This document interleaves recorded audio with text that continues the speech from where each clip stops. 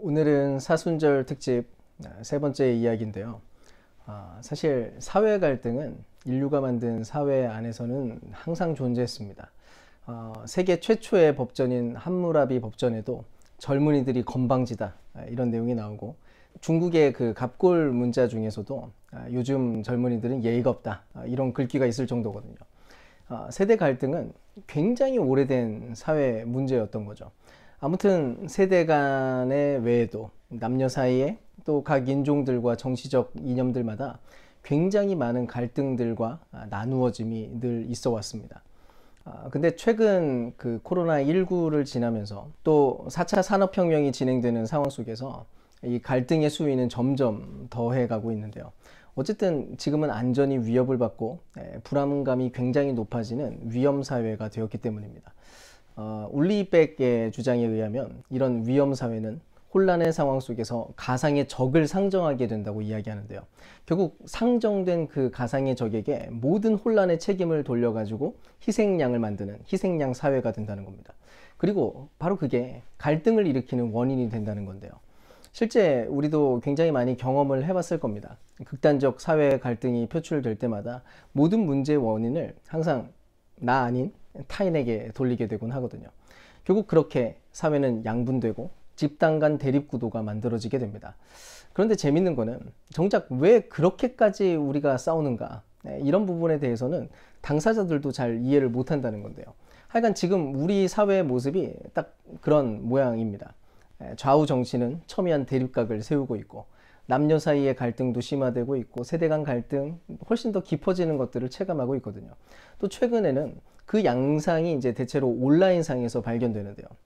온라인의 특징이 뭔가요? 일단 정보가 대량 유통됩니다. 근데 그 정보들 중에 뭐가 진짜고 뭐가 가짜인지 그 진위를 알 수가 없고 검증이 잘 안 된다는 거예요. 그러니까 정보의 진위 공방과 관련된 그런 갈등들도 나타나고요.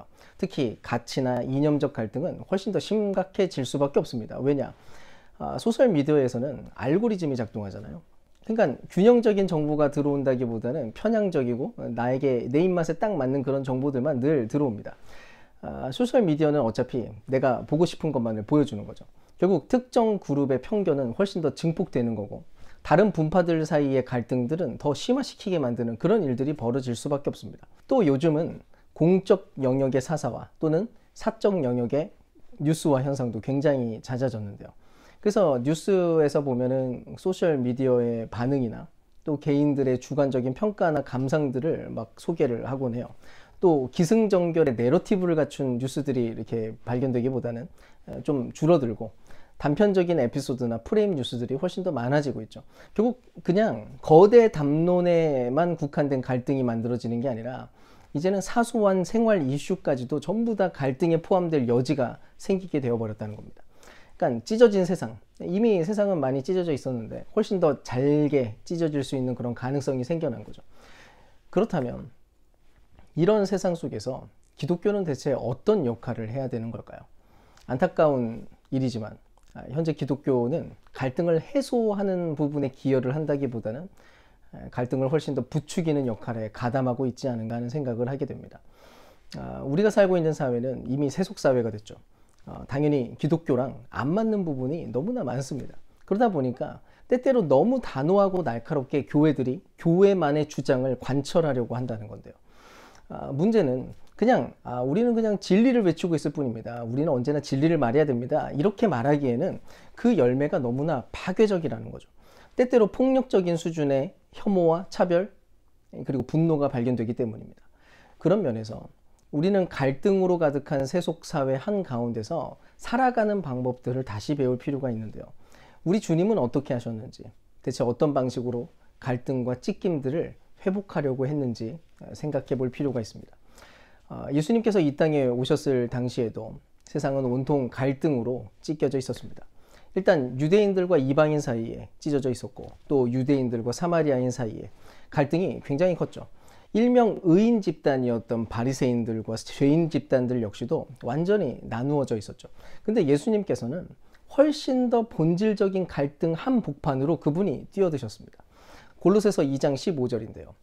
그리고 모든 통치자들과 권력자들의 무장을 해제시키시고 그들을 그리스도의 개선 행진의 포로로 내세우셔서 무사람의 구경거리로 삼으셨습니다. 지금 이 말씀은 십자가 사건이 어떤 의미를 가지고 있는지를 보여주는데요. 예수님의 사명은 죄에 대항하고 세속 권세의 타락과 가식의 가면을 벗겨내는 일이었습니다. 즉 십자가가 세상에 작동하고 있는 모든 힘들, 각자 나름의 명분을 가지고 휘두르고 있는 폭력적인 자기 주장들이 얼마나 잘못되었는지를 폭로했다는 거죠. 예수님은 아무 죄가 없었습니다. 근데도 서로 갈등하고 있었던 사람들이 마치 한 마음 한편이 되어가지고 예수님을 십자가에 못 박았다고요. 이유가 무엇인가요? 결국 인간의 탐욕과 거짓 명분 때문이었습니다. 그리고 그것이야말로 이 세상이 찢기고 갈등하는 모든 이유였다는 거예요. 주님은 세상의 그 모든 갈등의 원인들을 정면 대적하신 채로 십자가 위에 올라갔던 거죠. 그 죄는 각 집단과 사람들을 타락시켰지만 그리스도께서는 그들 모두를 구원하신다는 것입니다. 에베소서 2장 14절에서 16절입니다. 그리스도는 우리의 평화이십니다. 그리스도께서는 유대 사람과 이방 사람이 양쪽으로 갈라져 있는 것을 하나로 만드신 분이십니다. 그분은 유대 사람과 이방 사람 사이를 가르는 담을 자기 몸으로 허무셔서 원수된 것을 없애시고 여러 가지 조문으로 된 계명의 율법을 폐하셨습니다. 그분은 이 둘을 자기 안에서 하나의 새 사람으로 만들어서 평화를 이루시고 원수된 것을 십자가로 소멸하시고 이 둘을 한 몸으로 만드셔서 하나님과 화해시키셨습니다. 복음이 만들어내는 결과가 무엇인가요? 모든 찢겨진 세상이 십자가 위에서 화목하게 되고 그렇게 하나 되는 일이라는 거예요. 그래서 교회라고 하는 이 집단은 세상 그 어느 곳에서도 보기 드문 화합이 일어나는 그런 지점이어야 된다는 것입니다. 사랑스럽든 그렇지 못하든 온갖 다양한 세대와 민족의 차이, 가치관과 생각의 차이 속에서도 말이죠. 동시에 그리스도께서 가지고 계셨던 그 사명처럼 우리 역시도 찢어진 세상이 봉합되게 만드는 일들을 수행해 나가야 된다는 것입니다. 세상이 갈등으로 너무 과도하게 냉담해졌을 때, 또 너무 큰 분노로 인해서 열기가 활활 타오르게 될 때, 그때 교회는 사회의 온도 조절기 역할을 감당해야 된다는 거죠. 그렇다면 대체 어떻게 그 역할을 감당할 수 있을까요? 사실 이 세상도 사회의 발전을 위해서라도 갈등을 어떻게든 해소하고 싶어 하는데요. 그래서 내어놓는 정책들과 대안들은 대개 이런 것들입니다. 사회적으로 희소 자원들과 기회가 공정하게 분배되는 정책을 내어놓아야 된다. 이런 일들을 이야기하기도 하고요. 개인적인 측면에서는 서로의 관점과 시각을 잘 이해를 해주고 소통하는 게 중요하다. 이런 대안들을 얘기합니다. 근데 이런 이야기들은 벌써 수십 년 전부터 늘 이야기되었던 내용들입니다. 결국 몰라서 못하는 게 아니라 아무리 알아도 이런 내용들이 작동하지 못한다는 게 문제인 거죠. 자원을 공정하게 분배하기에는 기득권들이 이미 누리고 있는 것들을 포기하기가 너무 어렵고요. 각 집단들마다 거짓 정보들을 생산하는 것, 그거를 멈추기에는 그 거짓의 효과가 너무 확실하고 매력적이라는 겁니다. 각 개인들이 서로 이해하고 공존하는 삶을 살아갑시다. 이렇게 캠페인을 벌인다고 해도 인간이라는 존재 자체가 너무나 이기적이어서 합리적인 선택을 해내지도 못한다는 거죠. 심지어 교회마저도 마찬가지 아닌가요? 교회가 언제나 주장하는 게 하나됨 아니었습니까? 주 안에 한 가족이다. 우리는 늘 하나입니다. 이렇게 말합니다. 또 세상 안에서는 빛이다. 우리는 소금입니다. 근데 안 되잖아요. 교회들마다 분쟁이 가득하고 세상 안에서는 녹아든 소금이 아니라 마치 불편한 이물질처럼 기능하고 작동하고 납니다. 세속화된 세상 속에서 기독교가 서 있어야 되는 방식이 무엇인지 아무래도 길을 잃은 것처럼 보이는 거예요. 기독교의 이름으로 폭력적인 수준의 정치적 싸움을 시도하기도 하고 타종교나 성소수자 집단에게는 혐오와 차별이 반영된 갈등을 그냥 당연하게 여기기도 합니다. 대체 왜 이런 일이 벌어질까요? 문제는 기독교라고 하는 것에 대한 오해에 있는 거예요. 기독교는 윤리가 아닌데, 단지 삶의 규칙이 아닌데 단단히 착각을 하니까 이런 일이 벌어지는 겁니다. 복음이 무엇인가요? 복음은 하나님께서 자기 아들을 이 땅에 보내셨다는 기쁜 소식입니다. 대체 왜 그래야 했습니까? 단순해요. 그 어떤 인간도 의인이 없기 때문입니다. 사람들은 각자 자신이 옳고 정당하다고 주장하죠. 근데 하나님은 어느 인간의 손도 들어주시지 않았습니다. 인간은 그 누구도 정당하지 못하니까요. 혹시 나보다 좀 못하다고 생각하는 어떤 사람들이 떠오르시나요? 미안한 말이지만 아무 의미가 없습니다. 결국 우리 모두는 하나님의 아들이 대신 죽어주시지 않으면 안 되는 수준의 죄인이었거든요. 어쨌든 복음은 이제 내가 그리스도와 함께 십자가에서 죽었다라고 말합니다. 이제는 나의 욕망, 나의 자아, 나의 주장이 정당하다고 인정받게 되는 그런 내용이 아니라 그 모든 것들은 다 죽은 것이고 오직 그리스도 안에서 다시 살아났다고 그렇게 얘기하고 있는 거예요. 우리가 혹시 정당하다면 이제는 우리는 각자 나름의 방식으로 우리 각 개인이 정당한 게 아니라 오직 그리스도 안에서만 그분을 근거로 정당할 뿐입니다. 누구도 자기 주장을 할 수 있는 사람은 없다는 거예요. 단지 우리 모두가 은혜로 의를 얻고 은혜로 정당하다고 인정을 받았을 뿐이라는 것이죠. 만약에 이 복음이 진실되게 들려주고 진실되게 붙잡히게 된다면 우리는 절대로 서로를 비난할 수도 없고 나뉘어줄 수도 없는 거죠. 은혜 받은 이들은 그저 감사를 할 뿐이고 아직 은혜 받지 못한 사람들에 관해서는 그냥 긍휼히 여기게 될 테니까요. 게다가 이 복음은 단지 교육을 통해서 작동하는 그런 것들이 아닙니다. 이데올로기나 사상의 수준으로 작동하게 되는 게 아니라 초자연적인 능력으로 다가오는 것이죠. 불현듯 나 자신이 비참한 죄인이라는 점이 깨달아집니다.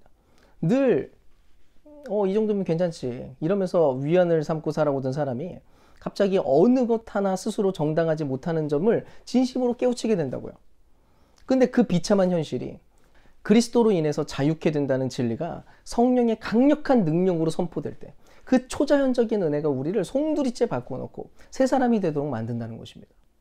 바로 이 부분이 이게 복음이 가지고 있는 독보적인 면인 거예요. 세상의 그 어떤 이념이나 교육이나 캠페인과는 다르게 구원에 필요한 모든 일을 나의 행위가 아니라 하나님께서 전부 이루셨다고 그렇게 선포되기 때문입니다.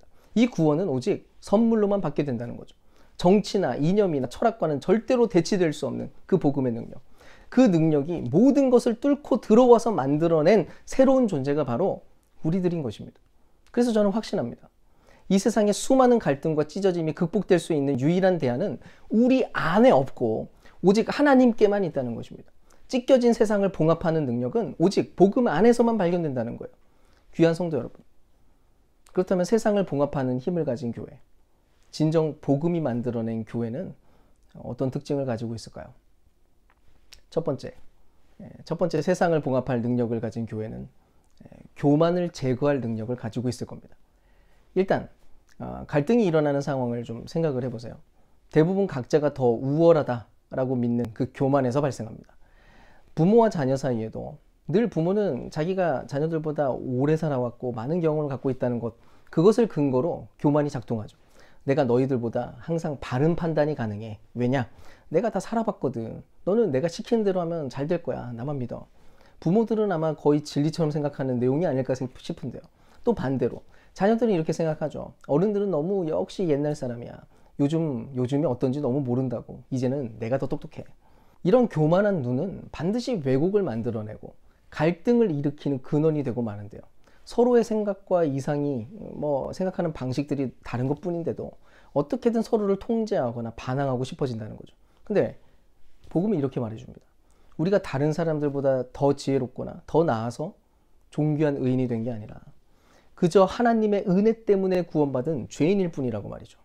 하나님의 아들이 대신 죽어야 할 만큼, 그래야 구원이 될 만큼 가망 없는 수준이라는 이 선언, 이 복음의 내용을 진지하게 받아들인다면 우리는 내로남불 수준의 자존심을 완전히 무너뜨리게 될 겁니다. 스스로의 힘으로는 전혀 가망 없는 자신을 발견하게 될 때야 그때 그리스도가 우리의 진정한 메시아로 여겨지겠죠. 그리고 그리스도를 정말로 따르는 사람은 이제는 마치 완전히 완성된 것처럼 절대로 착각할 수도 없습니다. 갈라디아서 2장 20절이 말하는 것처럼 이제는 내가 사는 게 아니라 내 안에 그리스도가 사는 것뿐인 거죠. 심지어 바울조차도 자신은 날마다 죽는다고 했으니까 복음이 만들어낸 이 겸손을 가진 교회는 분명히 찢어진 세상을 봉합할 능력을 갖추게 될 겁니다. 두 번째는요, 탐욕을 제거하는 능력인데요.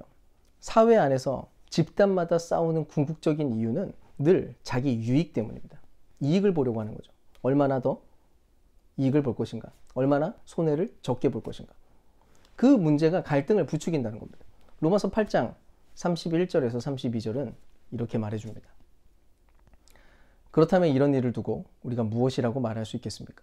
하나님이 우리 편이시면 누가 우리를 대적하겠습니까? 자기 아들을 아끼지 않으시고 우리 모두를 위하여 내주신 분이 어찌 그 아들과 함께 모든 것을 우리에게 선물로 거저주시 않으시겠습니까? 복음을 진정 받아들인 사람은 이 말씀을 믿습니다. 우리가 이미 보배로 충만하다는 것. 세상 그 어떤 것과도 바꿀 수 없는 최고의 가치, 잃어버리지 않을 영광을 이미 받았다는 사실을 믿는다는 겁니다. 확실히 말하지만 복음에 온 인생을 건 사람들은 그리스도만 받은 게 아니라 그분 때문에 온 우주, 온 세상을 덤으로 받게 될 겁니다. 이 말씀을 믿으십니까? 너무 허무맹랑한 이야기처럼 여겨져서 현실감이 좀 부족하죠. 근데 이것이 사실이고 진리입니다. 복음은 현재 이 땅에서 가장 큰 부자가 가지고 있는 것과는 비교할 수 없는 것들이 이미 우리 것이 되었다고 단언합니다. 그런즉 누구든지 사람을 자랑하지 말라. 만물이 너희의 것이라. 얼마나 신이 납니까? 저는 실제로 자주 상상하고 또 묵상하곤 하는데요. 이 말씀이 믿어지면 우리는 작은 이익을 얻겠다고 서로를 짓밟는 그런 자리에는 서 있지 않을 수 있게 될 겁니다. 이 말씀을 믿어야 땅값 떨어질까봐, 아파트 가격 하락할까봐, 가난하고 힘없는 사람들을 밀어내는 일들을 하지 않을 수 있게 되는 거예요. 이 풍요로움을 믿어야 하나님의 나라와 영광을 위해서 거침없는 선택을 할 수 있다는 겁니다. 요즘은 점점 더 정치적인 이유 때문에 갈등을 더 부추기는 것처럼 보이는데요.